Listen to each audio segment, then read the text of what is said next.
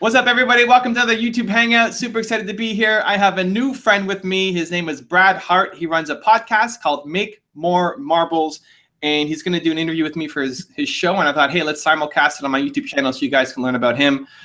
Brad, before I quickly get into the show, a little bit about what Make More Marbles is all about. So Make More Marbles started as an idea that came born of a lot of pain. Right. And welcome, by the way. Thank you so much for having me, Evan, and everybody watching at home. I appreciate it. Make More Marble started as an idea of, I was in real estate and finance in New York City. I started a hedge fund, and definitely ego driving the bus. I've been an entrepreneur since I was 12 years old, when I had to go, find a way to make some extra money for my family. My mom left to support us. My dad was injured when I was 2.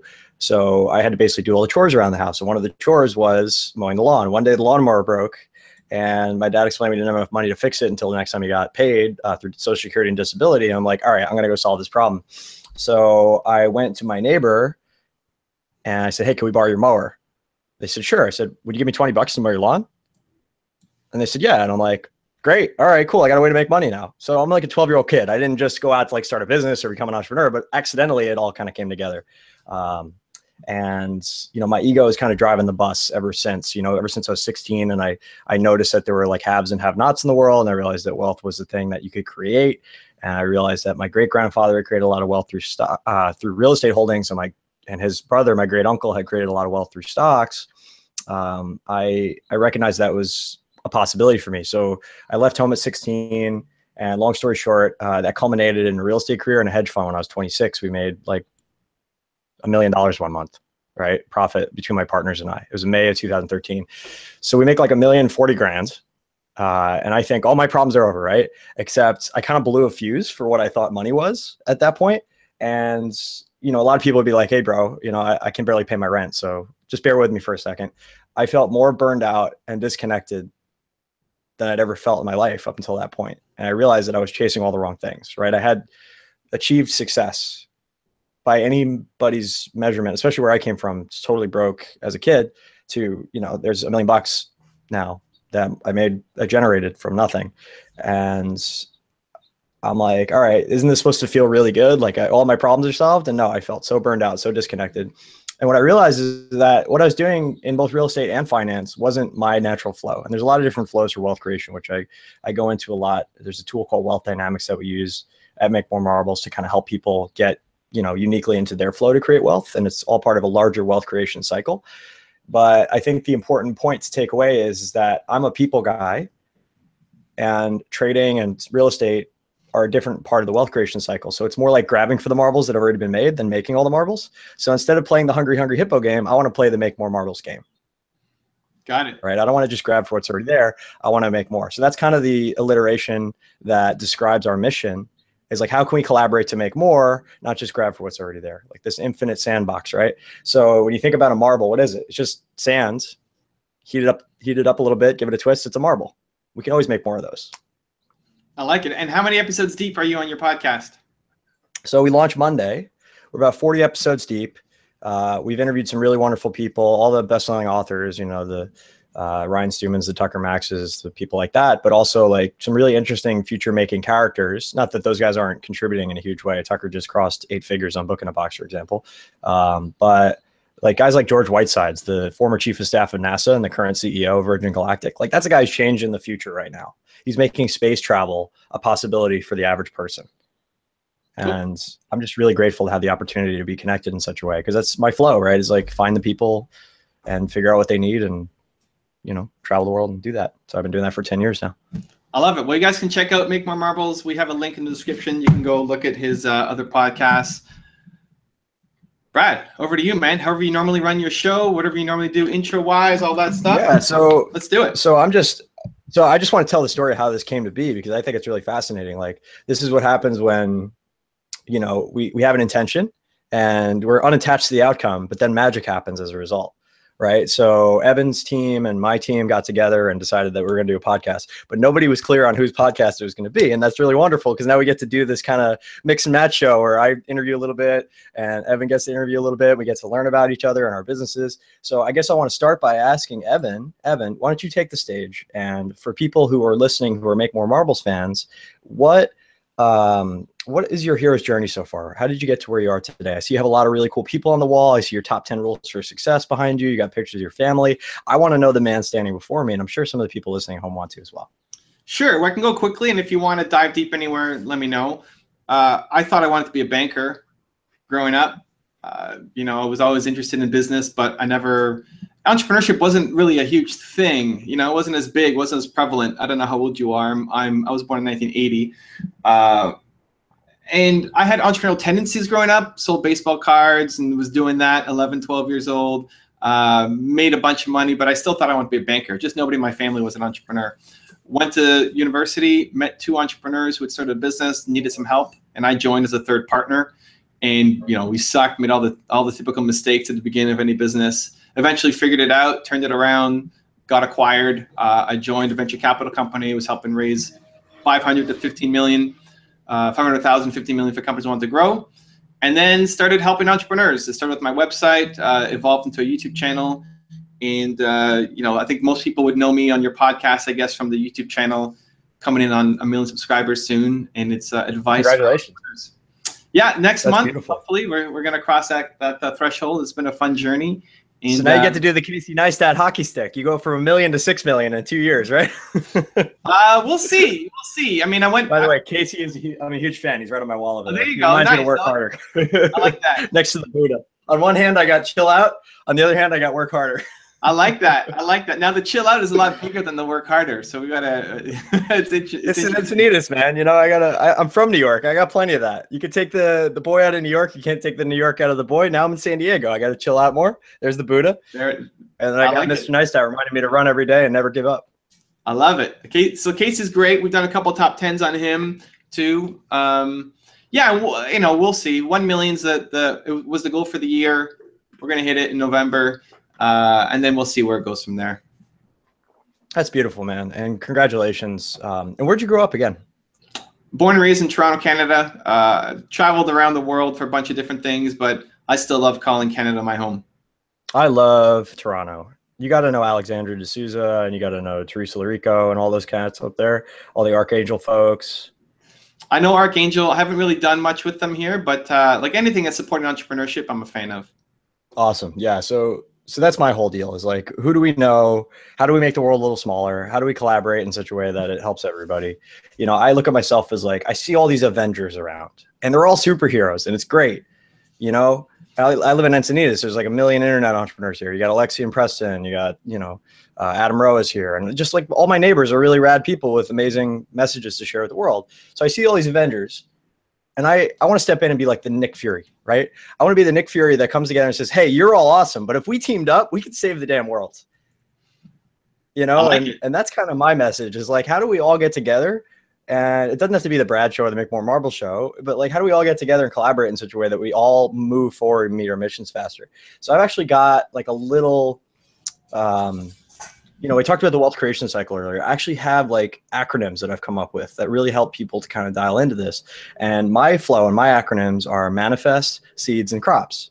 So manifesting is what a star does, like a Tony Robbins and Oprah, Ellen, what have you. They make a new intriguing future through enrollment, speaking, and thought leadership, right? And then a guy like me comes along, I'm a supporter, and you have seeds, right? We plant seeds. So seek in every encounter, this is one-on-one, to diagnose, create space, serve, support, and solve. And the order is important because if you don't have the right problem and you don't create space for it and people feel seen and heard and understood, then they won't allow you to serve, support, and solve their problem, right? And then finally, once that is clear and you guys are on the same emotional wavelength, then you can move to connect resources, opportunities, people, and systems together.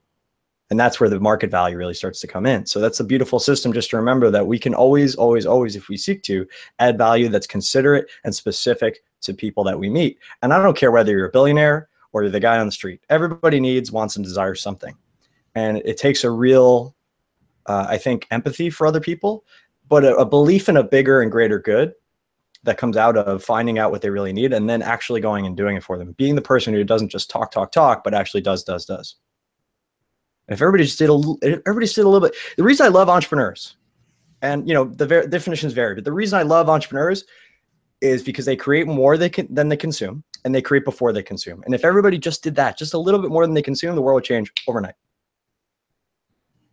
And that's all I'm saying, guys. It doesn't have to be this crazy outlandish thing. We don't have to just look for the Steve Jobs to save us or the Elon Musk to save us. We can all contribute just by contributing a little bit more than we take away from the puzzle. I love the mission, whatever man. way we do. Make more marbles. I love it. Yeah, baby.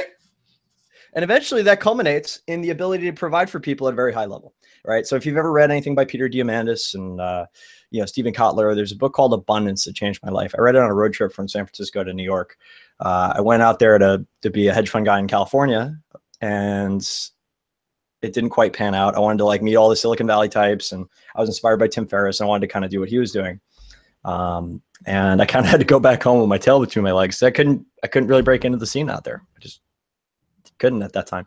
But I'm on my way back and I'm reading this book. I took notes in every single margin. I dog-eared every single page, and I was obsessed, man. I was obsessed with the idea that, the future is already here. It's just not evenly distributed. Like, we already have the ability to provide food, energy, water, and shelter for people, at least at a basic level. So if we have the technological ability, what's holding us back? Don't we have the responsibility to actually help these people? What does that look like? I think we have to shift some of these perceptions and beliefs that there isn't enough to go around, or that if we take away from one, that there's not going to be enough, right? Scarcity is real in certain situations. It's the perception of scarcity that the real problem comes in, right? I'm not some delusional optimist where I believe that there's never scarcity. That's true in some circumstances, but the perception of scarcity leads people to hoard and go to war and to rape and to murder and to steal and to do all kinds of terrible things to one another. So if we can just eliminate that perception, which seems to be the rule of the day in the news media, is tell everybody how bad it is when 99.9% of the people in the world didn't get killed yesterday. They had a perfectly fine day.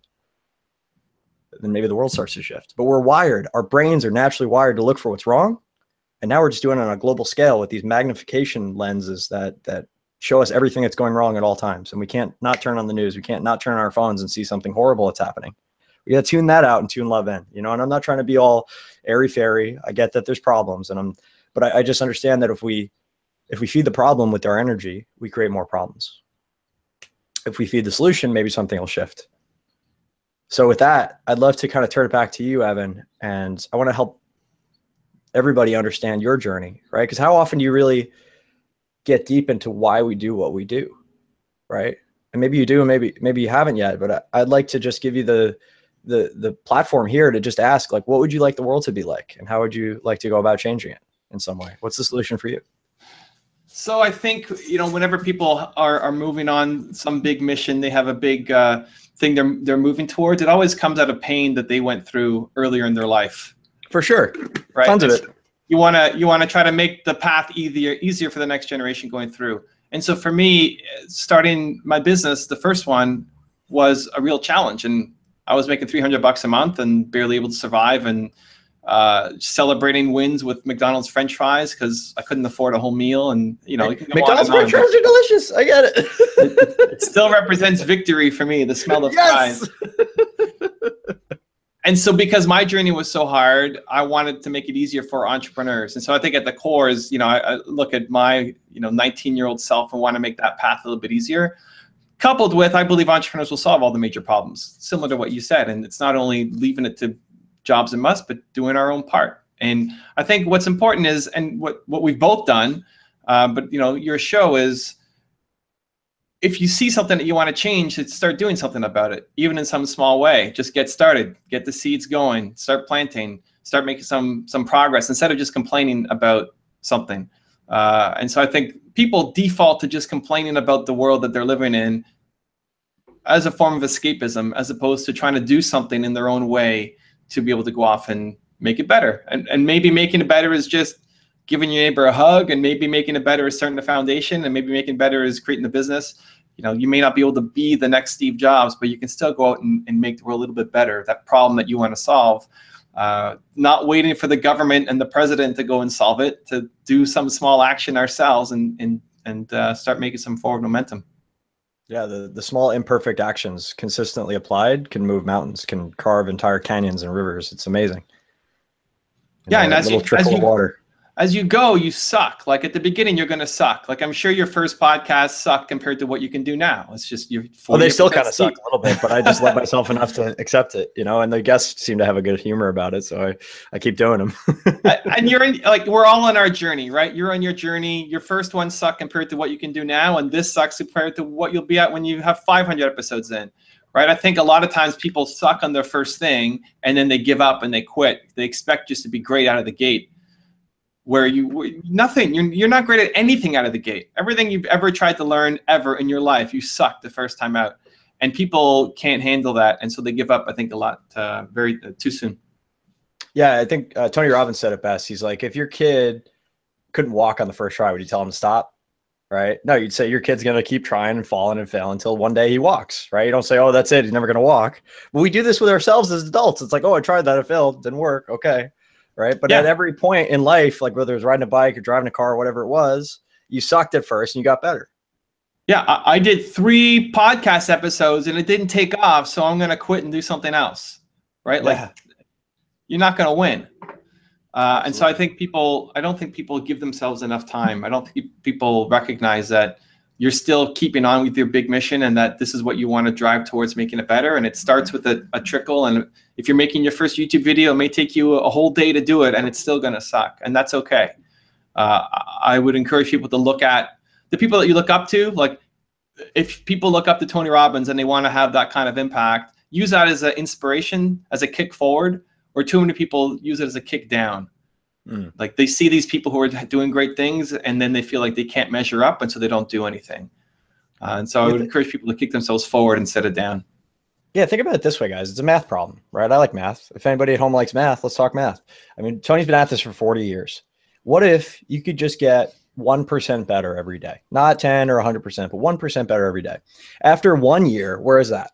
That's not 365% better because it compounds, right? 1% better compounding. That's 1.01 to the 365th power, which is 3,778% better after 1 year. So if you got a 38x return in the stock market over 1 year with almost any amount of money, wouldn't you be super happy with that? I think you would, right, Evan? Yeah, absolutely. But you can do that with your skills and abilities. Yet nobody seems to understand. Like if you just go for the 1%, and by the way, if you read Stephen Kotler's stuff, he talks about flow being challenging yourself between 1% and 4% more than your current, level of capacity or your current level of ability. And if you can stay in that 1 to 4%, that's where flow lives. If you try to go too much, it's too challenging. You want to give up. If you try to go too little, it's not challenging enough. It gets boring. But that flow 1 to 4% really can help. So just by aiming at 1%, you'll probably do just fine. Sometimes you'll be a little closer to 4, but as long as you can find your flow every day, you're going to keep progressing and you're going to make ridiculous progress inside a year or 10 or 15 or 20. People really underestimate what they can do in a month, or overestimate what they could do in a month rather, but way underestimate what they could do in a year or a decade. Absolutely. And I think people are too addicted to perfection because you're comparing yourself to, like, if you look at whoever the best podcaster is, if you're just starting, one of your listeners like, sure. And you know what? Like Tim Ferriss is decent, but I don't think he's all that great as an interviewer, to be honest. Like, I think Larry King crushes him. I think Oprah Winfrey crushes him. Yeah. Also, Larry's been doing it for 40 years or 50 100%. years. 100%. Yeah. Right. And so like he's still on his journey too. And absolutely. One of the great things about Tim is he'll also talk about his journey and how he sucked and how he was so nervous. And I think Kevin Rose was his first guest, and Kevin was making fun of him for his questions. And, that for a lot of people, that's when they quit. Like they try their first one. Your guest is making fun of you. It's obviously not working out. You're super nervous. And if you can see another podcast and see how great they are, and you just realize how much of, garbage one you just put out, most people will give up. And I think just having the patience to keep getting better. 1% better is great. Like just be better than you were yesterday and use the people ahead of you as inspiration to strive for. That's it. And the funny thing is you also make these leaps too, right? Like all of a sudden you'll just have this crazy day where everything just comes together and clicks. And it's like, you kind of go and you plateau and you kind of hit one and you plateau. So just understand, like there's another breakthrough coming. Wherever you're at right now, whatever you're doing, whether you're the guy slinging McDonald's fries for Evan at McDonald's right now, or you're the guy who's making $1 bajillion and wants to make $1 bajillion $1, there's always a breakthrough coming. And it's not just about the money. I guess, you can master the science of achievement, and a lot of people have, just to find out that they missed the mark, right? And that's all that sinning is, right? If you look at the definition of the word sin, back in the day, it was an archery term. It meant to miss the mark. It didn't mean you're dead or you're horrible or you're bad or you're evil. It just meant you missed the mark. You didn't hit the target this time. Oh, well, next time, right? The key is not hitting a grand slam every time. It's getting up to bat. The best hitters in the world strike out how many times? 70% of the time. Babe Ruth struck out 7 out of 10 times when he got up to bat. Still one of the best hitters of his time. So, you know, what these hitters don't do is they don't sit in the dugout and say, I don't think I'm going to try. I don't think I'm going to get up to plate because I'm worried I'm going to strike out. They get up there and they do their best every time. I love it. I agree, man. We're aligned. I appreciate it. And I'm sure you failed a million times, Evan. Talk about some of your failures, man. People will respect you for your successes, but they'll love you for your failures because not everybody can relate to success, but everybody can relate to failure.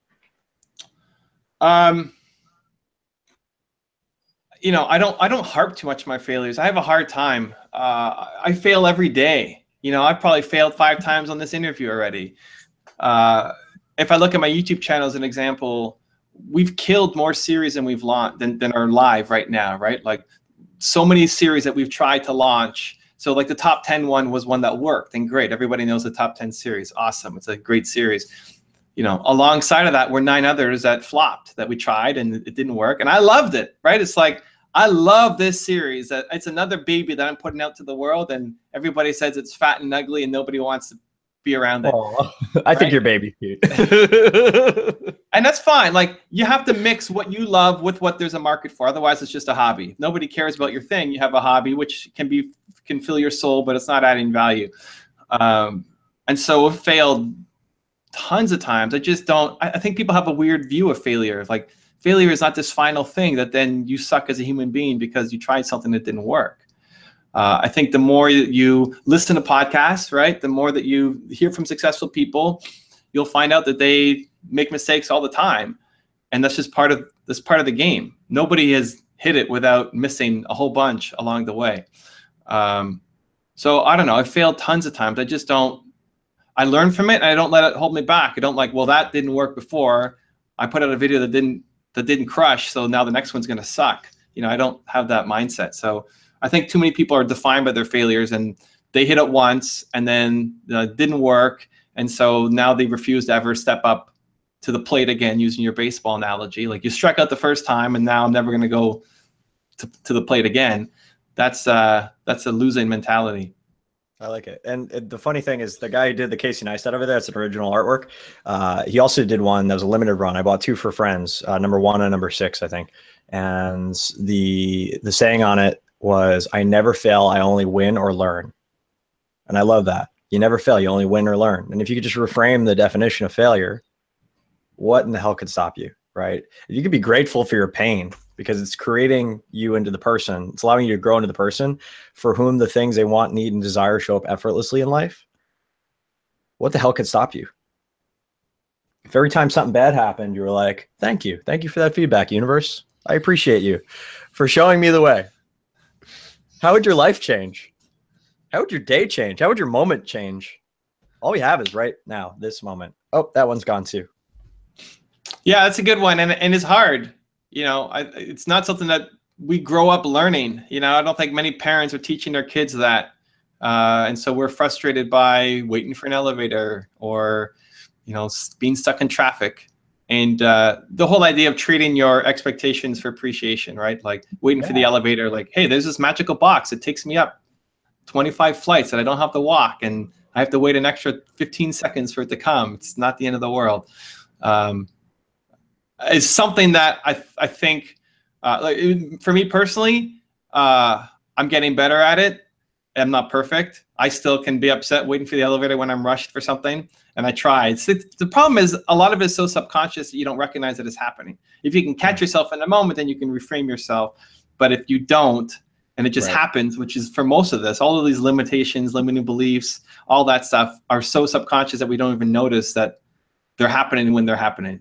And so that's where, you know, being around it, like listening to hear it again, maybe somebody's having a bad day and they heard, you know, Brad say this point, and now like hey, you know what? Like I live in America. This is a great country, right? And like things could be way worse than they are right now.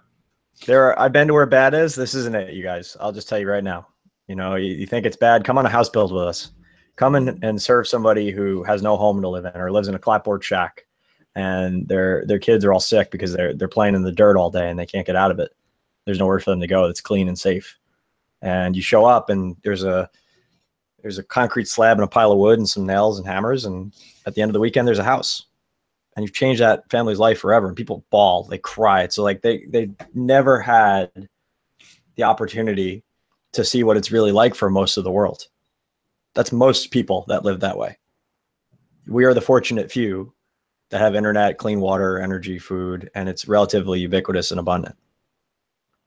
So, you know, what if we just could focus on the impact we could have for one person and just make that real, or be grateful for one person, like the guy who invented the elevator while you're taking the elevator.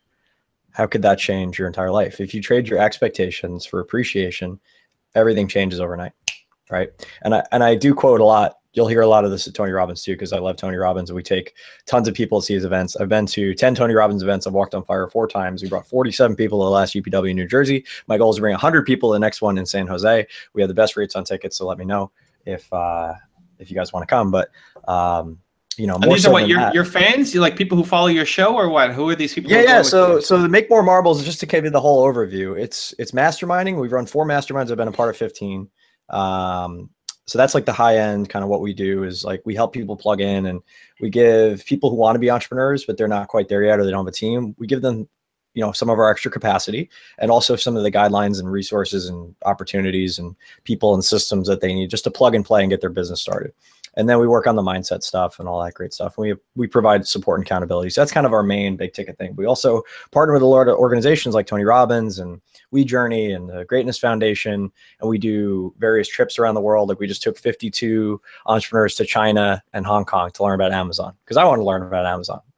So I went to a guy and I said, hey, you know, you make 80 grand, 100 grand a month selling whatever you sell on Amazon.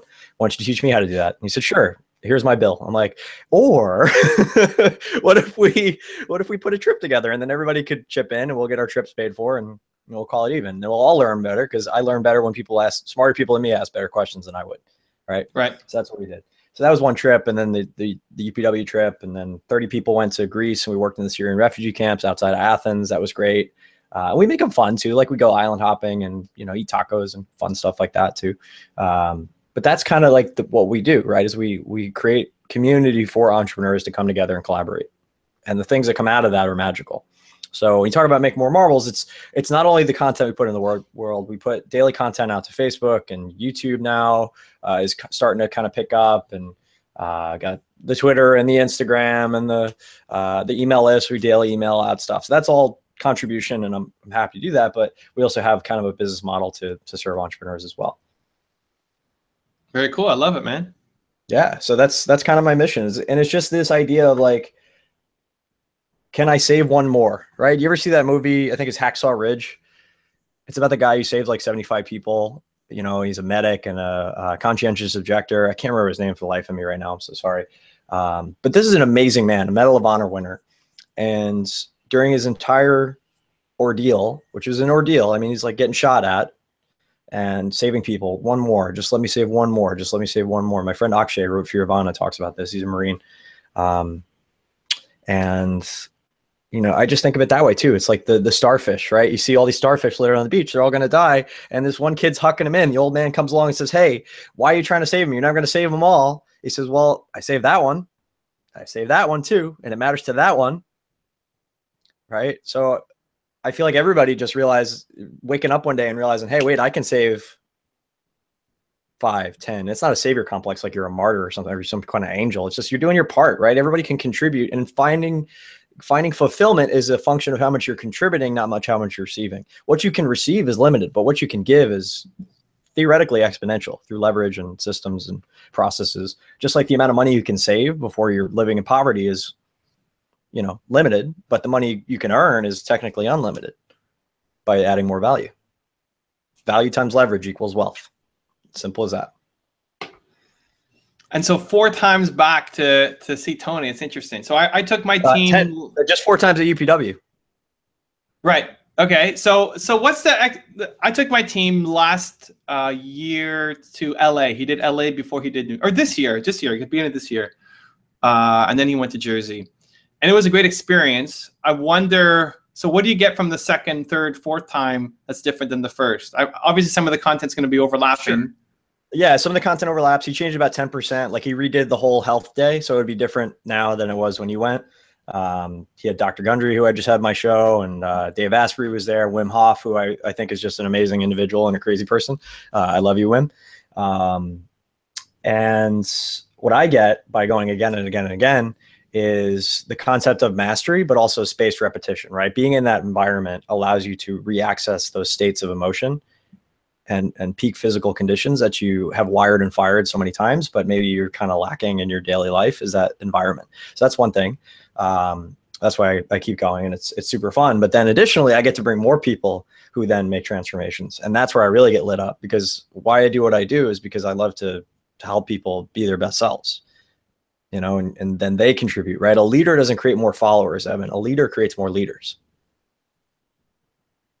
So when I take somebody to UPW and they go off and they have a better experience in life, their cup is full, and then it overflows onto other people as well. So the ripple and domino effects become part of my legacy as well. So do you make it? I'm so great.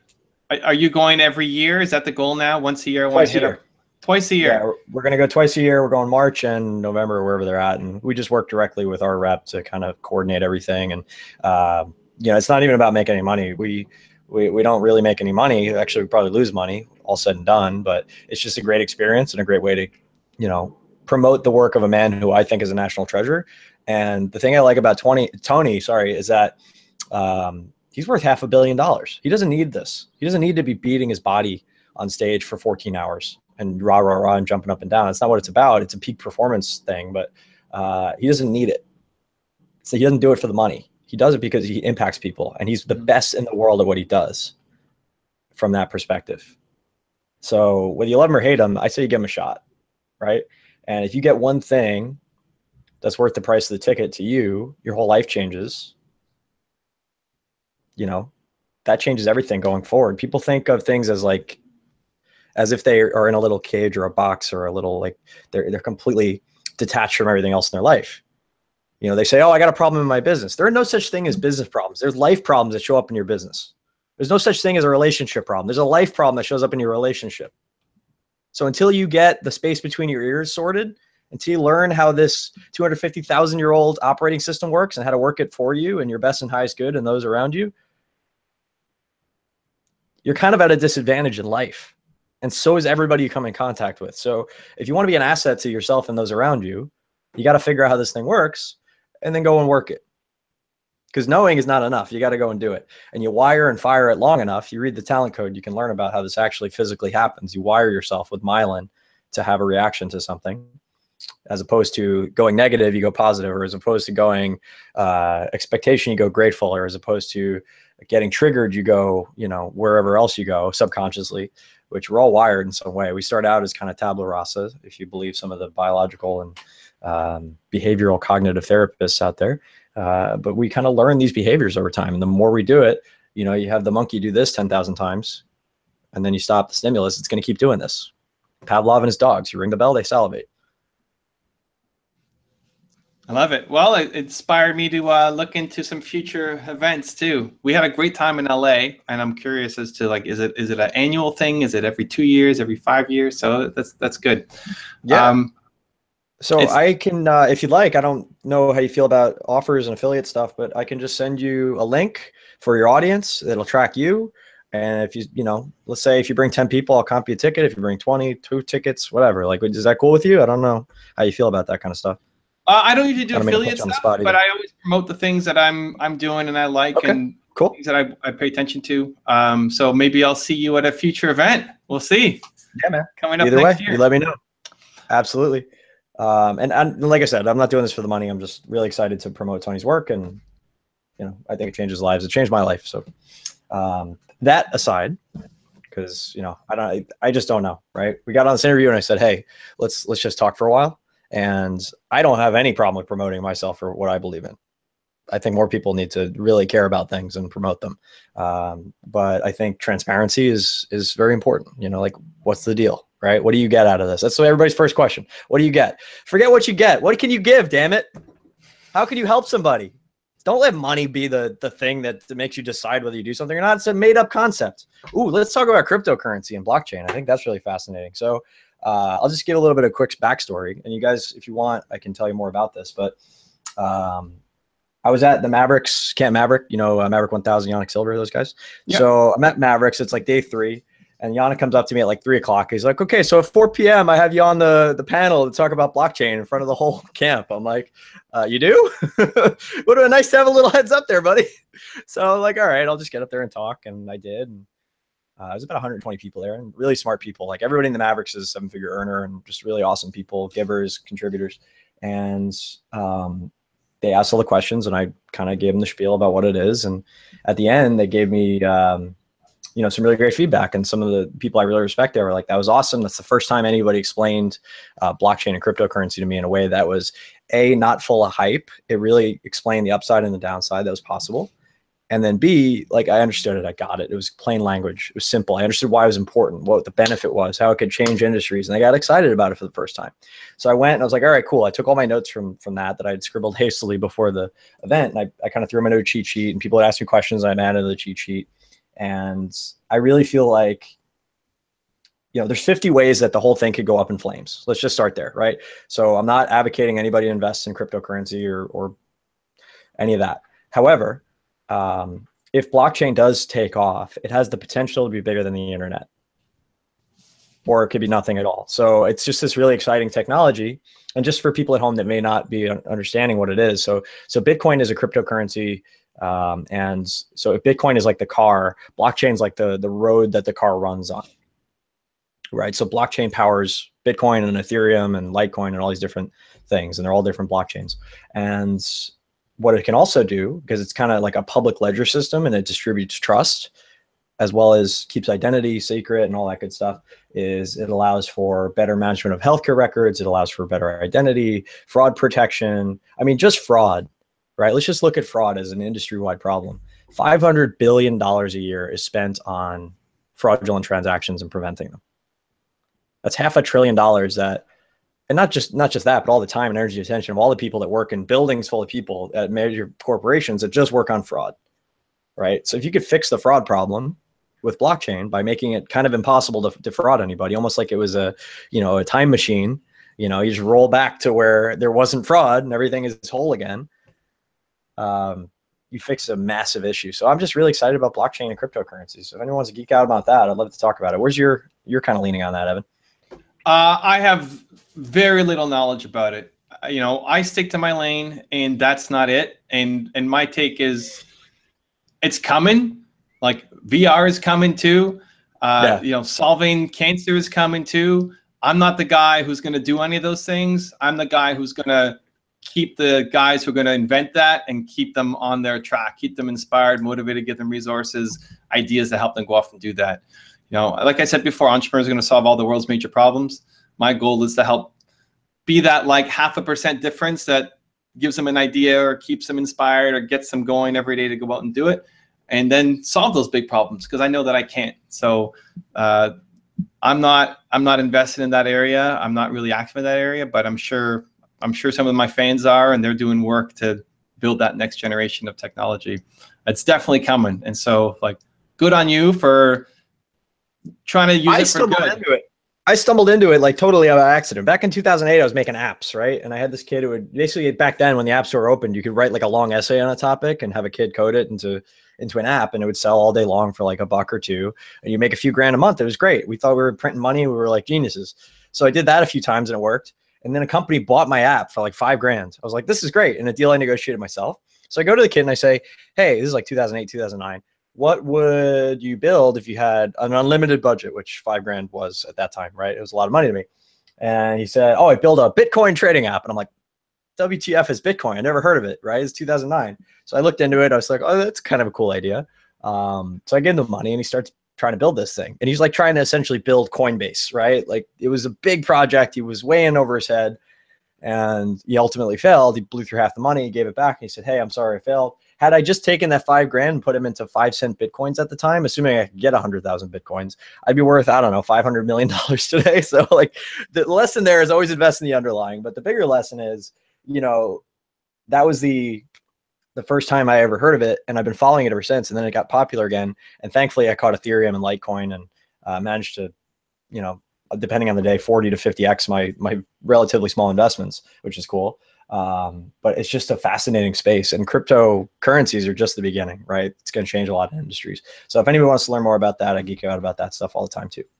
Check out Make More Marbles. I love it. Well, Brad, Yes, it's crazy how time steams on by when you're having fun, engaged in some good conversation. How do you normally end your show? Do you have a saying, a question? What do you usually finish with?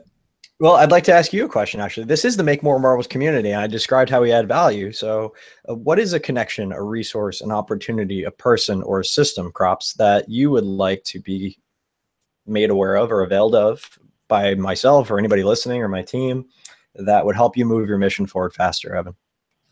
I think we've all had moments of boldness, all had moments where we felt alive and great and unstoppable and able to go out and conquer. And I would encourage people to just think about what those moments were that led up to that. You know, for a lot of people in my community, it's watching a video that I make. Maybe it's watching a Steve Jobs top 10 rules to success. Maybe it's listening to the Make More Marbles podcast. Maybe it's reading a book or going to a Tony Robbins event or whatever it is. You know, if you can put that into your morning routine, it makes a world of difference. If you can do that with intention, instead of, you know, how often is your show, Make More Marbles? Once a week? What are you doing? Every day. Every day? We're doing daily. Yeah, we launch 5 on Monday, the 16th, and then we're doing every day during the week. We got 40 episodes in the bank, so I got plenty of extras to go, and hopefully I'll be able to keep that pace up. But I really love doing it, so I love it. So for the guys listening, if Make More Marbles is the thing that gets you feeling unstoppable and ready to go take on the world, like put that into your daily routine. Like you wake up, you're brushing your teeth, and you're listening to Make More Marbles, right? Or you're watching a video, or you're reading a book. And so like the resource check out Evan's channel. If you can't stand listening to me, check out Evan's channel. He got some great people on here. Yeah, well, I made my channel selfishly for me as well, because I wanted to be around. You talk about the environment of Tony Robbins. I want to be around that daily. So I'm around these successful people daily, even though I'm never going to meet a lot of them. And that's fine. Like if you find the thing that makes you come alive and feel bold, then plan it into your morning routine. So you wake up and you do that, instead of what most people do is they randomly come across an episode or a video or a book and they read it and they're on fire for that day. And then the next day it's gone. So like what resource works for me almost doesn't matter, because it's tailored to me. Like these pictures behind me may not mean anything to you, but they mean something to me. I walk in and I'm inspired on a daily basis. And so your audience, my audience, we've all felt that before. Now plan it into your daily routine. If you did that every day, like where you will be in 1 year will be unrecognizable compared to where you are right now. 3,778% better. That's a great place to leave. There you go. I love it. I love it, Evan. Thank you. I'm so grateful on behalf of everybody at Make More Marbles. Thank you. Thank you. Thank you for being who you are and doing what you do. Yeah, and thank you too, man, for all the love that you bring to the community and bringing people together and trying to spread goodness. I appreciate it. Just getting started, brother. Let's keep at it. All right. Cheers.